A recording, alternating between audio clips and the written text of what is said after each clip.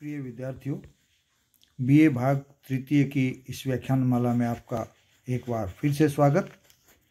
आज हम नए निबंधकार और नए निबंध पर चर्चा प्रारंभ करेंगे। हमारा निबंध रहेगा भूमि को देवत्व प्रदान, जिसके निबंधकार हैं डॉक्टर वासुदेव शरण अग्रवाल। तो सर्वप्रथम हम डॉक्टर वासुदेव शरण अग्रवाल के जीवन पर, उनकी रचनाओं पर, इन सब पर चर्चा करते हुए फिर हम इस निबंध पर आएंगे। निबंध के क्या उद्देश्य हैं या निबंध की रचना किस तरह की है, उस पर बाद में हम चर्चा करेंगे। सबसे पहले हम वासुदेव शरण जो हैं उनके जीवन में व्यक्तित्व, उनका कृतित्व, उन सब पर विचार करेंगे। डॉक्टर वासुदेव शरण भारत के एक जाने माने विद्वान रहे हैं, जो मातृभाषा के ही नहीं, हिंदी भाषा के ही नहीं, बल्कि इतिहास के क्षेत्र में भी आपका नाम काफ़ी प्रसिद्ध है। संस्कृति के और कला के क्षेत्र में भी आपका नाम बड़ा जाना माना रहा है। जहाँ तक इनके जन्म का सवाल है, आपका जन्म 7 अगस्त 1904 को गाजियाबाद उत्तर प्रदेश में हुआ और आपका निधन जो है वो 26 जुलाई 1967 को हुआ। मूलतः आप विद्वान थे, लेखक थे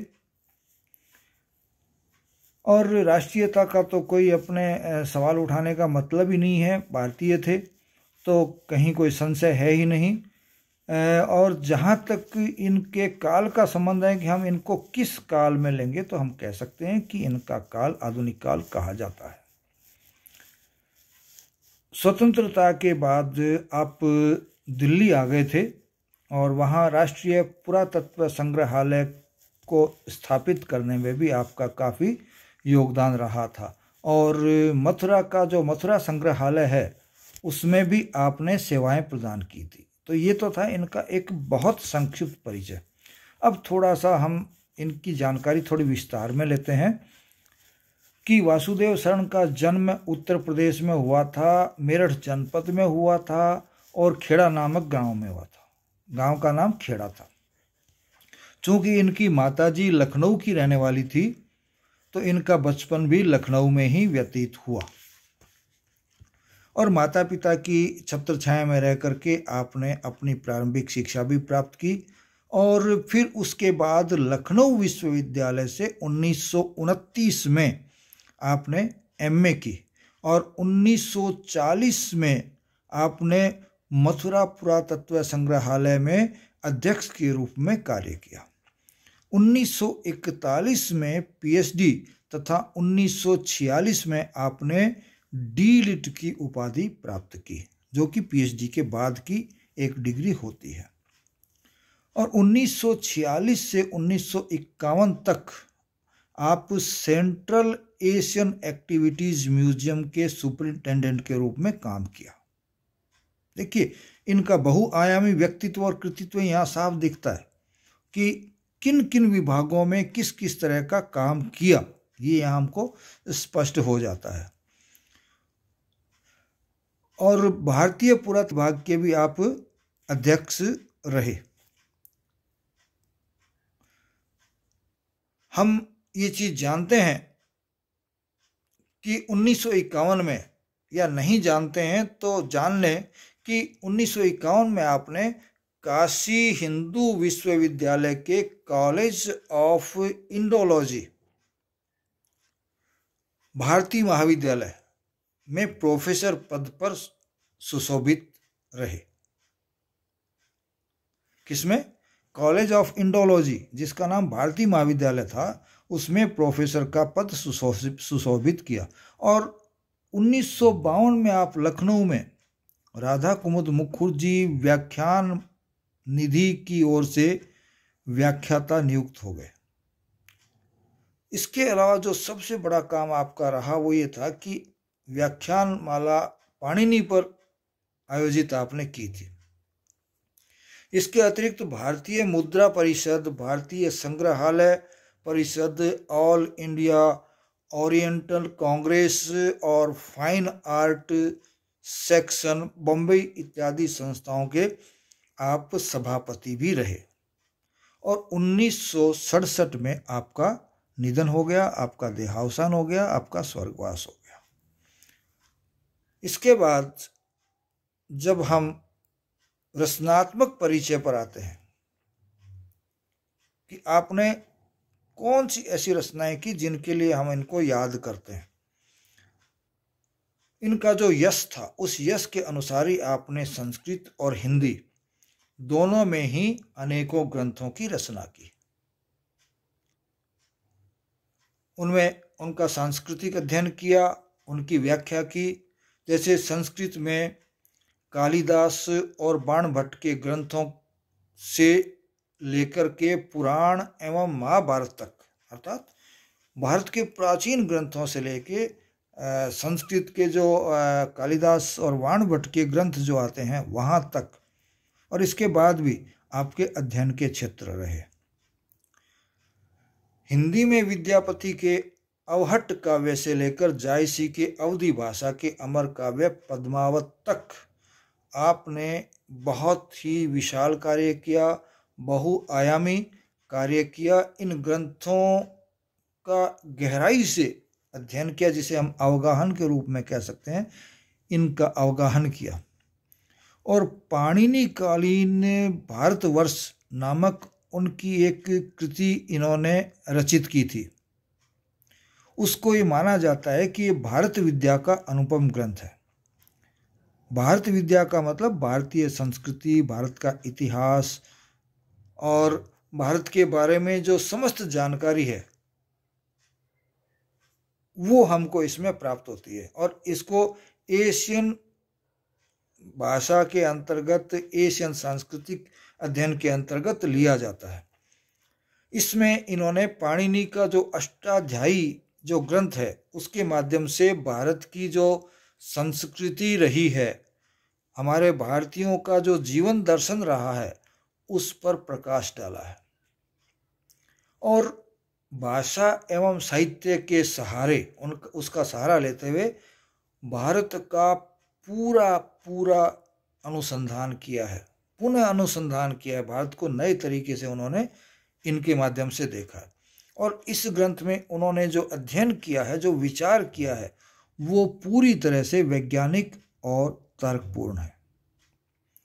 और यही कारण है कि ये ग्रंथ एक तरह से विश्वकोश का रूप ले चुका है और इसका अध्ययन भी काफ़ी सुलभ हमको हो जाता है। अब आते हैं वासुदेव शरण की रचनाएं। ये ऊपर तो एक मुख्य चीज़ मैंने बता दी कि किस तरह से आप बहुआयामी व्यक्तित्व के मालिक रहे हैं।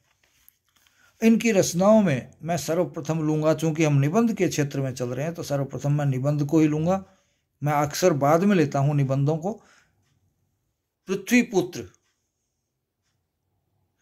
कल्पवृक्ष, कल्पलता, मातृभूमि, भारत की एकता, वेद विद्या, कला और संस्कृति, वाग्धारा, पूर्ण ज्योति इत्यादि इनके निबंध संग्रह रहे हैं।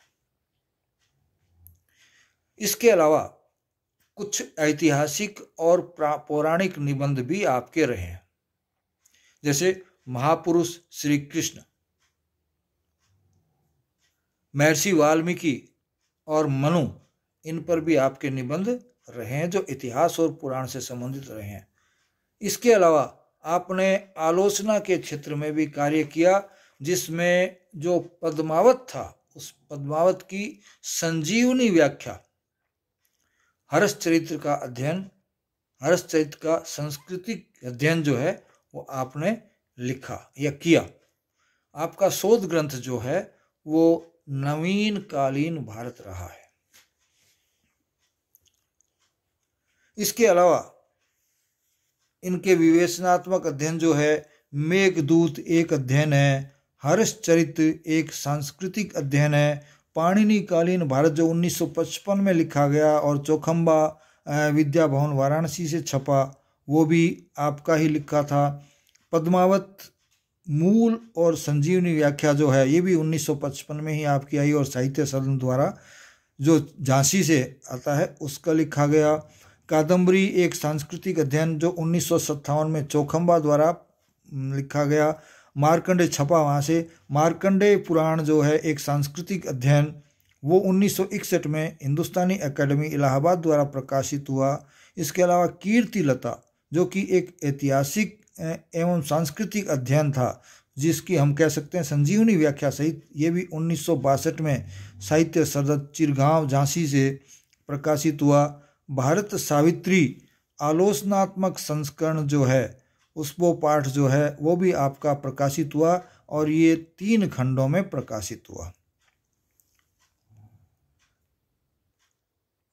अब कुछ इन्होंने स्वतंत्र ग्रंथ लिखे जैसे भारत की मौलिक एकता जो लीडर प्रेस इलाहाबाद में जो छपा था उसके, और उरु ज्योति 1952 में कन्हैयालाल वैदिक प्रकाशन द्वारा किया गया था। कल्प वृक्ष 1953 में आपके द्वारा छपवाया गया था जो सस्ता साहित्य मंडल नई दिल्ली द्वारा प्रकाशित हुआ था।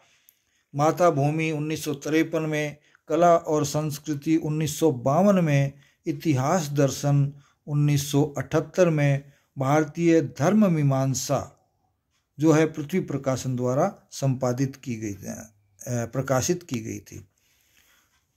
संपादन एवं अनुवाद भी आपके द्वारा कुछ ग्रंथों का किया गया था जिसमें पोदार अभिनंदन ग्रंथ जो 1953 में आया था।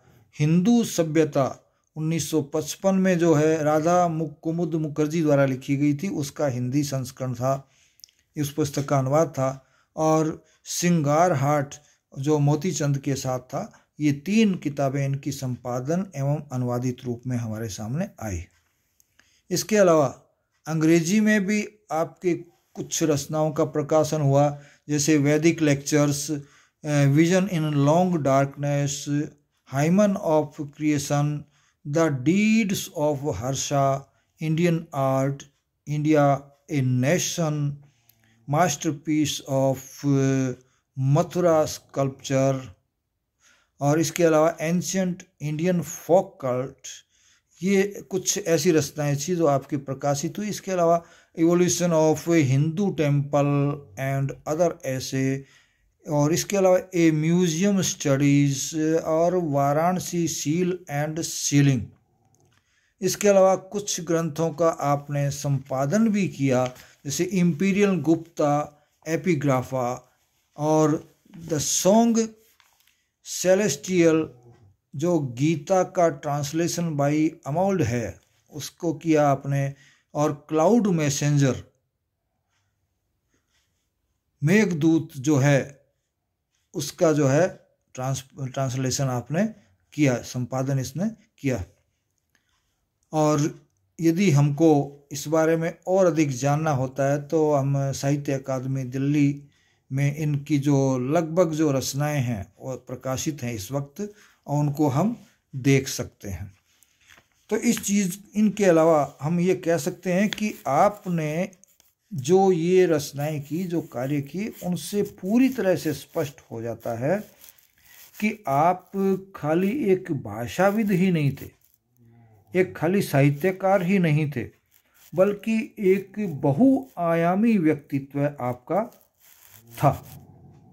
और वही रूप हमारे सामने निकल करके आते हैं। और यही कारण रहा कि भारतीय जीवन, भारतीय संस्कृति, भारतीय सभ्यता, भारतीय साहित्य, इन सब पर गहन अध्ययन आपका रहा।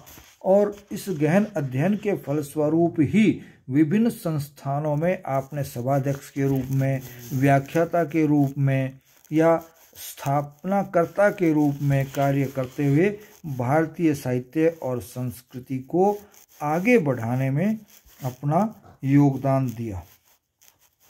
और आगे हम जब इनके बारे में जानेंगे तो और भी अधिक इनके प्रति हमारे मन में भावनाएं जागृत होगी और भारतीय संस्कृति और साहित्य के एक अध्येता के रूप में, उसके अग्रणी व्यक्तित्व के रूप में आपको पूरी श्रद्धा और पूरी आदर के साथ हम जानेंगे। इसी के साथ आज की ये बातचीत मैं यहीं उसको विराम देता हूँ। जय भारत, जय हिंद।